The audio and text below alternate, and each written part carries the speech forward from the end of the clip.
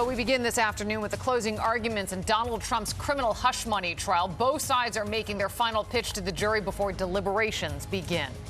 And good afternoon to you. I'm Liz Chow. And I'm Joe Torres. David is off today. Prosecutors say this case centers on a conspiracy and a cover-up related to hush money payments made to adult film star Stormy Daniels. They urged jurors to find the former president guilty of falsifying business records to hide the payment in the days leading up to the 2016 presidential election. Meanwhile, attorneys for Trump told jurors this was a quick and easy verdict because they say there's not a shred of evidence. They also repeatedly accused the prosecution's star witness, Michael Cohen, of lying on the stand. Eyewitness News reporter NJ Burkett is in Lower Manhattan with all of the day's developments. NJ.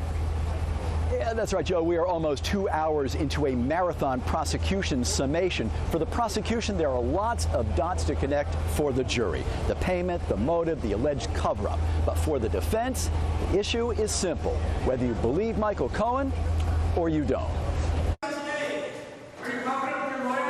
Despite all the salacious testimony against Donald Trump, the defense insisted today that none of it matters.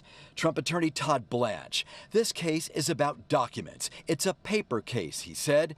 This case is not about an encounter with Stormy Daniels 18 years ago. An encounter, he reminded the jury, the former president denies. But Ms. Daniels testified under oath that despite her earlier denials, it did happen. Michael Cohen testified that he brokered a $130,000 deal to buy her silence and that Trump later reimbursed him with a series of checks.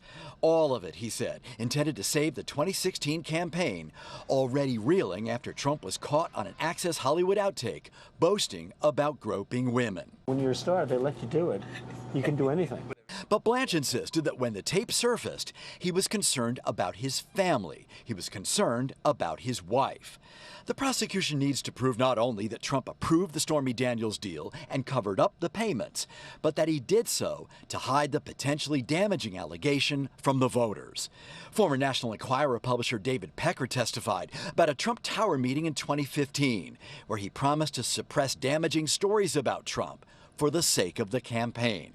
Prosecutor Joshua Steinglass, Mr. Pecker has absolutely no reason to lie here.